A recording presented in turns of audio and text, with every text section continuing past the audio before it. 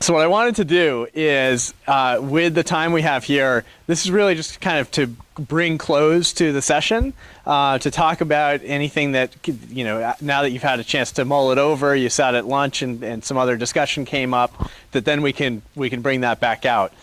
So really it's not about just kind of listening to talking heads at this point.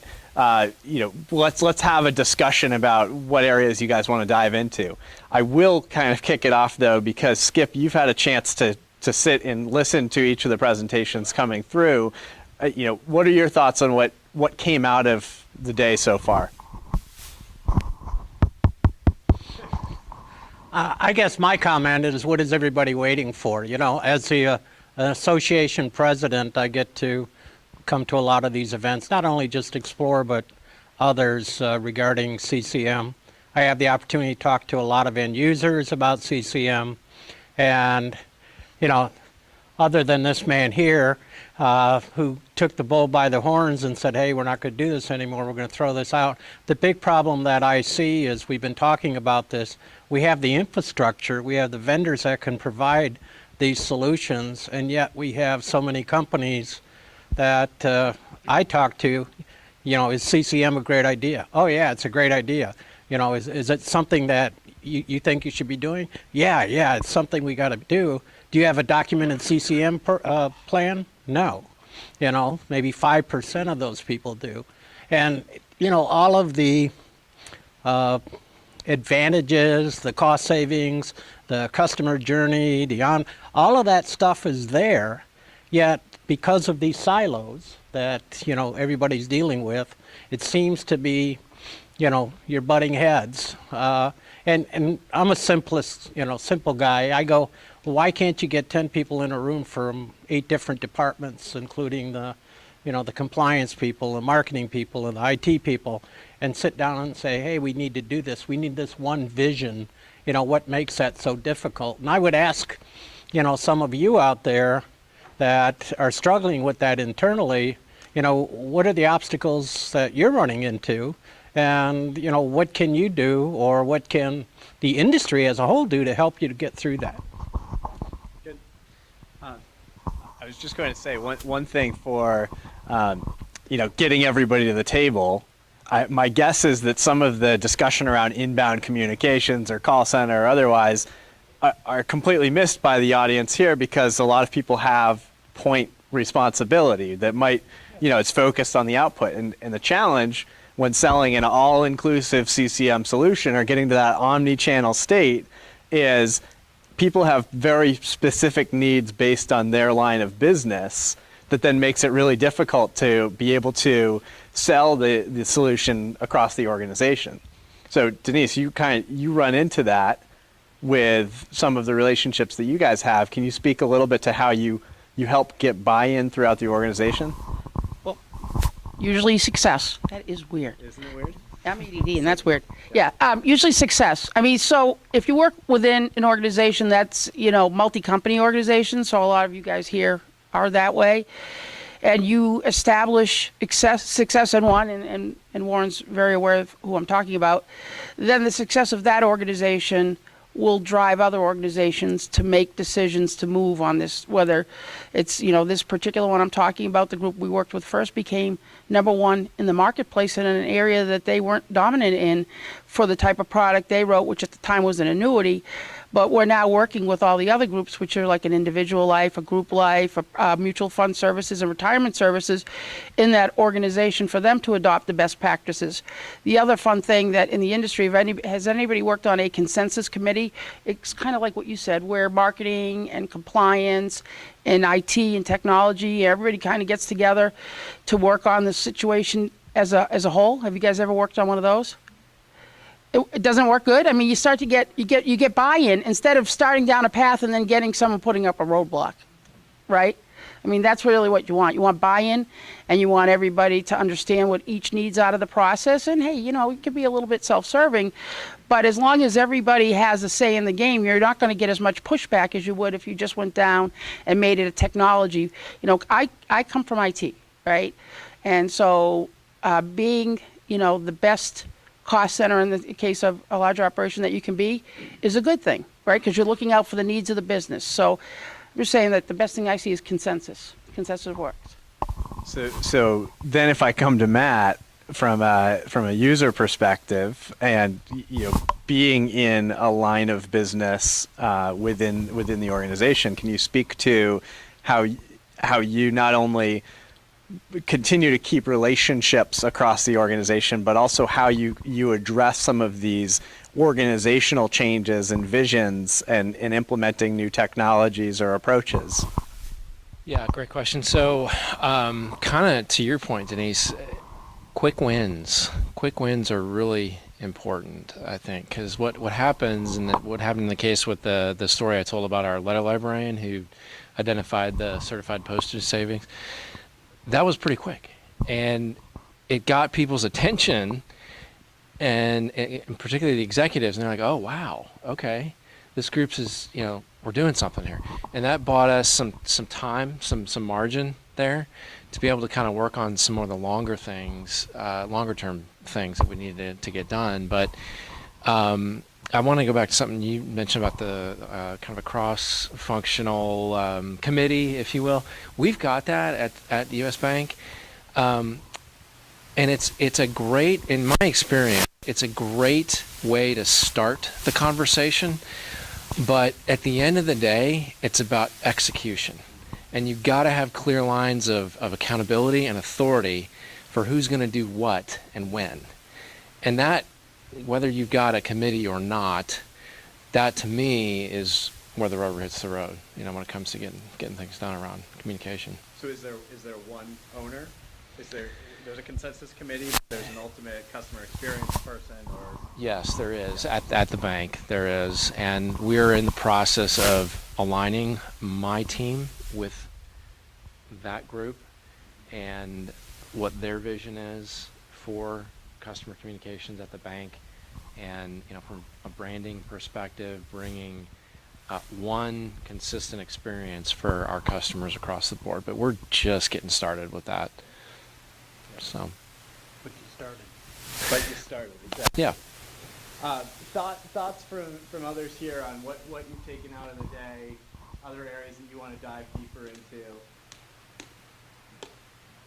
The AT&T journey, which I really love to go into. A couple comments. One, it actually was a pretty good journey. Yep. 'Cause, so AT&T bought DirecTV. I was DirecTV client number 1 like 25 years ago. I'm getting mail every day from AT&T telling me if I switch my cell phone from Verizon to AT&T, they'll give me a big discount on DirecTV. So I call them and said, "Oh, you're an existing customer, you don't count." I said, "Then why are you sending me the mail?" So anyway, so how many people here would want to take some of your key applications and do that journey with it look as good as the one AT&T did? And if not, my question, is it because the organization doesn't really understand and value that journey yet? Is the process too encumbering, or do you not have the tools? 'Cause I look at Yes, all the above. Yes.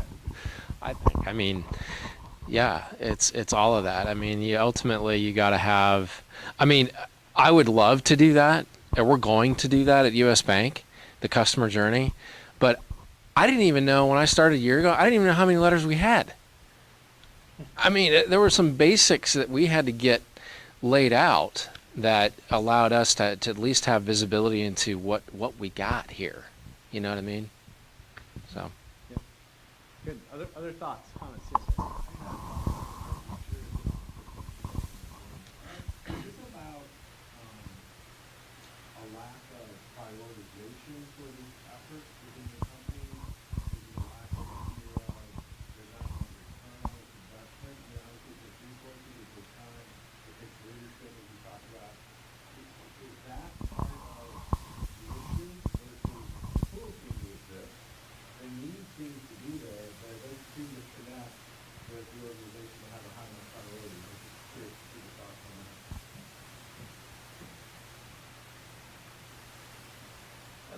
the tools have got 5, 10 years ago, the tools really weren't there to do some of the things that we're talking about. So the tools have come up, and I think when you look at the process, I think awareness is huge.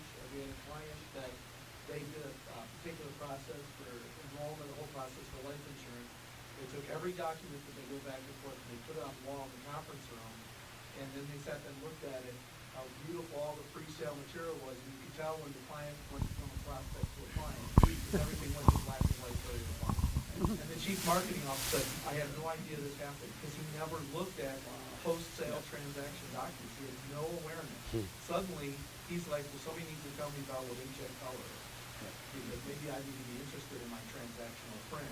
It's not, because we're not treating the client the same. So it was an awareness thing, which if you can get that, then all of a sudden you can get resources or maybe funding to do what you want to do. So let's put that question to a poll.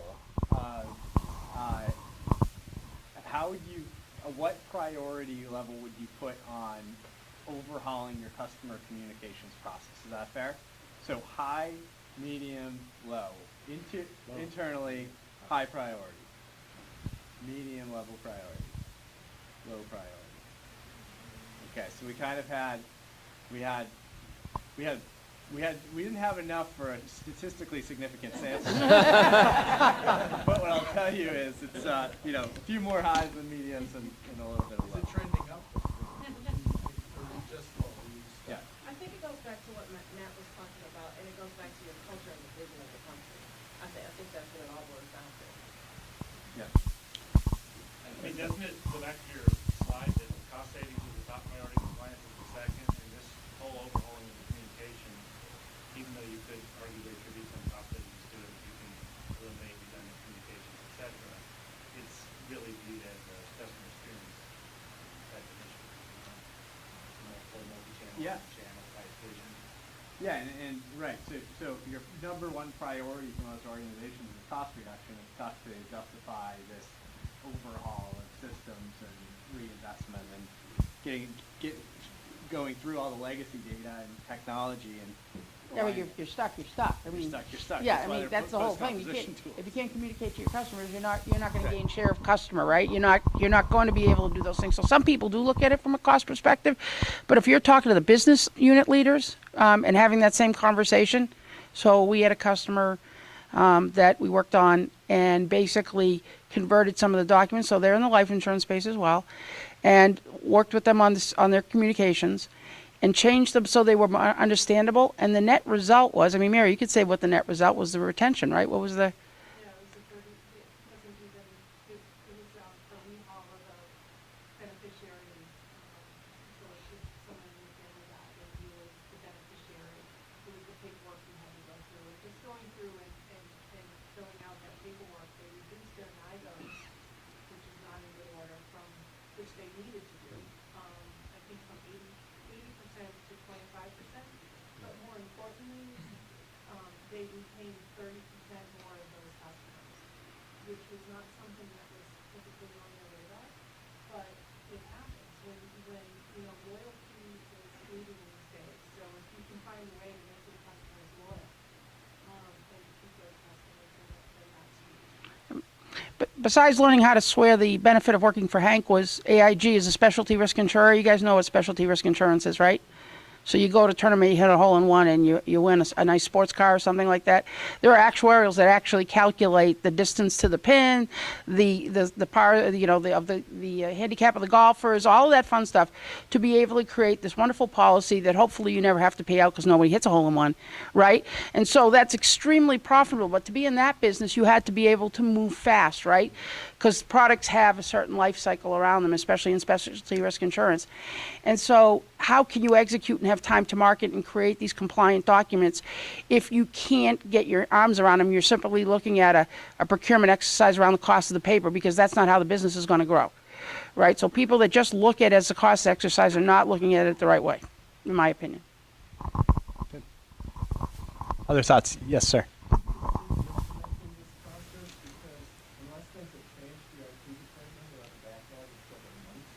Right. So the question is, who do we see implementing these processes? We see in these hard, and I apologize, I skipped over some of the words and I'm going to go this way, but the putting more control of these types of communications with the right framework into the hands of the business owners and allowing them to drive the process is a way to get this moving. IT facilitates that through the technology platform, But you can't have a document that takes 4 weeks to get into production, right? When you need to react very quickly, especially around events like what you talked about. So I think that IT creates the framework to execute on, but the business drives the process. Agree. I think that there's the IT backlog is a good point there, and the desire to get it in the hands of the business is important, but at the same time, the initial hurdle is not in the hands of the business, right? It's in the hands of IT that really have to roll up their sleeves to get to that point, or it's in the hands of your partner, right? So I think that there has to be some kind of executive sponsorship that says this is what we're doing, and we're going to rally around this and make this a wildly important goal for the year. And what do the executives care about? I mean, at the end of the day, it's, are we profitable, right? That's why we're here, to make a buck, to do it fairly, and everybody's happy, right? So back to, I think, Warren's point about how do you generate awareness, and kind of tying in with something Mary said. If you can show something that, if you can make the connection between whatever initiative you think is really going to add value to the company and how it's going to either save hard dollars and cents or generate dollars and cents, then that's what gets their attention. I'm telling you. And if you can do that, you're golden, and you'll have, your executive team will be your biggest fan. That's been my experience.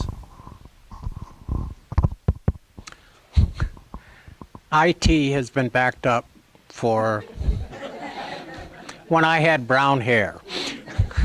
It's an ongoing problem, and in fact, it's augmented now because there's fewer IT staff today than there were, let's say, 10 years ago.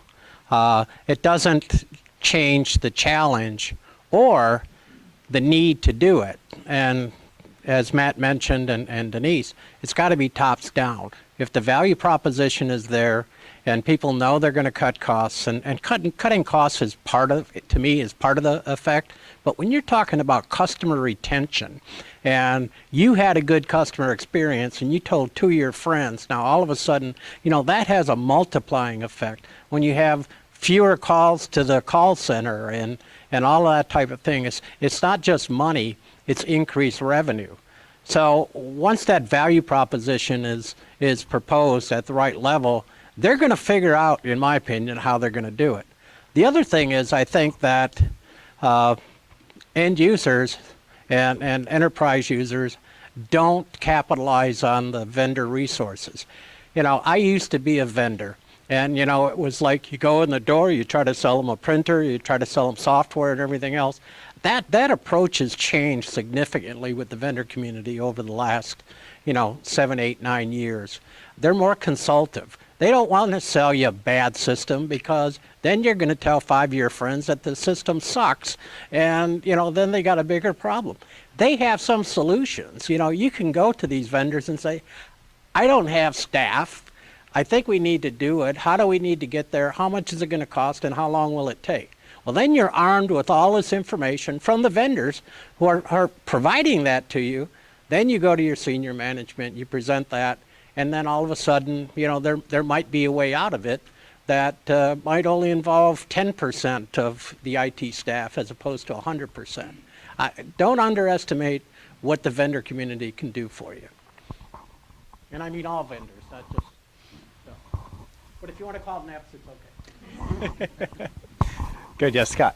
Matt, one of the recommendations that you made in your presentation was that people should take a look at centralizing their customer communications approach and leveraging centralized control of multiple channels. Yep. As a first step. How the heck do you do that when you've got 27 lines of business, and each line of business owns their own customers, and there's no one in an organization that owns a centralized view of customers? Yeah, and it could be 27 lines of business and 82 platforms to execute on, right? So I think the way that you have to do it comes back to just dropping somebody into the process who owns it. You either promote somebody to make that their capability or their role, but I think it's a lot easier to just drop somebody in that can be that person of change, that then has to work with the 27 lines of business and start to take stock of what needs to be done. But it can't be a part-time job. No, it can't. You know, and I'm thinking somebody with vision maybe has an option to help. We have a customer, as a matter of fact, who has exactly that situation. Would love to get involved in preference management and things like that, but they don't know how. Right. There's one place, however, that has a record of every single customer and every single customer communication that goes out, and that's a print organization, which happens to be spread over 4 consultants. Because of postal software and postal sorting requirements, they have names and addresses of all the customers across all lines of business. Unfortunately, they don't have any place to go. Right. And so that's when you see you had 4+ communications going out. You know, other times you might have 6 separate communications, and it's all the same privacy notice that each LOB had to kick out, and there was nobody doing the optimization to say either household it and send it 6 times in the same envelope, or let's just send the one that we need to send. But it's there's a lot of cost savings that can happen just from optimizing that workflow. Yeah.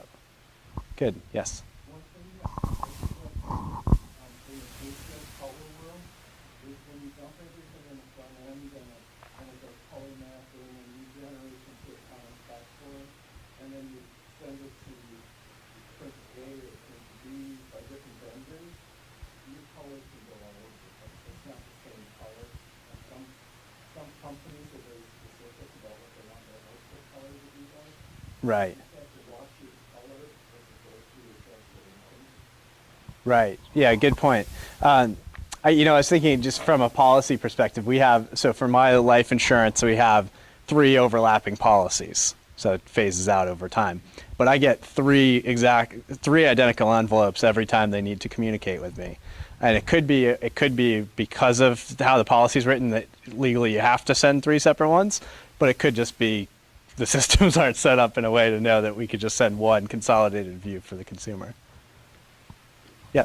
Building up what you just said, that's why the beauty of not owning any printing assets, but distributing print to internals and to externals, right? Color, non-colored, and different formats, different things at the vendor, is coming up with a process that provides those control files for the color to the vendor, those what we call companion files, being able to establish the standards and what gets distributed both internally and externally to drive to that consistent result that you want from a manufacturing perspective.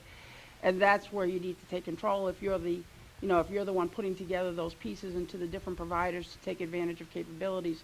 And so from a centralized control, it goes back to what Scott was saying. Don't disregard that process of external control can still be standardized and could be a 360 loop back of information. Yeah. Yes, sir. Work for a property casualty insurer, and I think what you're talking about getting kind of a committee together is certainly a good idea, but I think the challenge we face is, we talk about getting executive sponsorship, but which executive is kind of an entertaining challenge, right? By, the chief marketing officer certainly owns tone of voice and some of the Yeah. communication aspects of it, but isn't as involved in the technology part. Even on the IT side, folks doing website design, somebody to talk to marketing about what this should look like, and they're like, Right. They don't follow through on that part of the same thing with the mobile platforms. Certainly there's a compliance element to that too. So unless somebody goes chief in front of my name, I'm not exactly sure what avenue we kind of go down to get executive sponsorship or something like that. But we typically would be in that kind of So it depends on where your next big hurdle is in the process, because I think at times there's a communication challenge, but you need somebody that has the operations, maybe more like project management lead that doesn't come from any one of those buckets, but understands the end goal and has to roll up to what they need to do it. So consultative approach. You have thoughts on that, Denise? From a property and casualty perspective, typically, believe it or not, sometimes actuarials, although they can be hard to work with, and they're the IT guys of the future. But I mean, typically, the COOs have been our biggest advocates, or somebody that has that role to be able to affect change, which is what you're saying. Like, okay, you can get a great project manager, but the great project manager has to be empowered. And what we've seen is from the presidents of the company, the heads of underwriting, or from the COO that's controlling the operations from a business perspective. Drop it to the next board meeting and, Right. I mean, I guess talking about the challenges, you have to, who's gonna sponsor it, one. Yep. But then when you think about the next challenge, in my mind, it's like, how do you define the scope of the initiative, and which communications, when you talk about the broader context of customer communications, what all does that include? Is it just the ones that are transfer, electronic, with one? And where do you draw the line? Like, so I imagine that's a challenge. And then you lay on top of that, there's a multitude of different journeys. Yep. The ones before your customer and the ones after the customer. And so even if you have the sponsorship and you define the scope and you figure out all the different customer journeys, all the different communications, and then you identify all these problems like you did in your AT&T, Yep. then how do you decide which ones you're going to fix? Like, how do you then Yeah. prioritize what you're going to go after? So one suggestion, and that a great point, is that it gets so overwhelming that you just do nothing, right? so I think that where we tend to advise is, where's your desired end state, and then what are the most important incremental steps to take toward that end state, and segment it out and phase out that process. Because I think too often people just get too overwhelmed by what it would mean to get to perfect, that they do nothing instead of the first few steps that are, changing a few words. Congratulations, right? Just editing, just to work on customer experience as a starting point, and then consolidating letters. What AT&T's given you with the lowercase m and s, and well, now we got valued customer, capital V, capital C. Yeah, I mean, just simple changes like that can make a difference. But in terms of, I think you're exactly right, Matt. You have to, what's the objective, right? What's the ultimate objective here, and what's our timeline? Are we talking about a year? Are we talking about 2 years? Are we talking about a 3 to 5 year plan? And then what are the incremental steps we need to take to get there?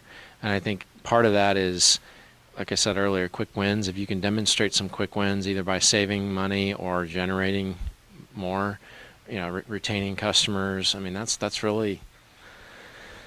of what it comes down to. And if you can do that, and you can kind of establish yourself as the champion for that kind of an effort within your organization, then you'll get people's attention, and they'll give you more rope because they know what you can do with it. Other comments, thoughts, feedback? Yes, sir. Yeah, I would just add that, your industry and your culture certainly plays big into what your organization may or may not be able to do. But I have the benefit of working with a financial services company that's pretty much virtual to begin with. So everything is about client experience. Come to the website, use our best-in-class app, Right. and do those things. And so when you think about the emails and the paper communication that may have to follow after, certainly compliance and regulatory issues come into play, but after that, you can get the executive's attention with the dollar. Yep. Right? And so everybody talks about all the different tools we all have, how backed up IT is. I mean, we took on 145 applications, and we said we're gonna brand them, get them all on white paper, we're Yep. gonna utilize all the same tool set, and we'll find somebody that can help us do that in a short period of time. And so when you did that yourself with your own IT team, it took 36 months, and you did it in 18, I think you'll find that there's a lot of dollar cost savings you're gonna get from long, aggregated print runs, and lots of other ways you can cut out. Extra pages of paper you send, and lots of other things, because that will force you to do what Warren said,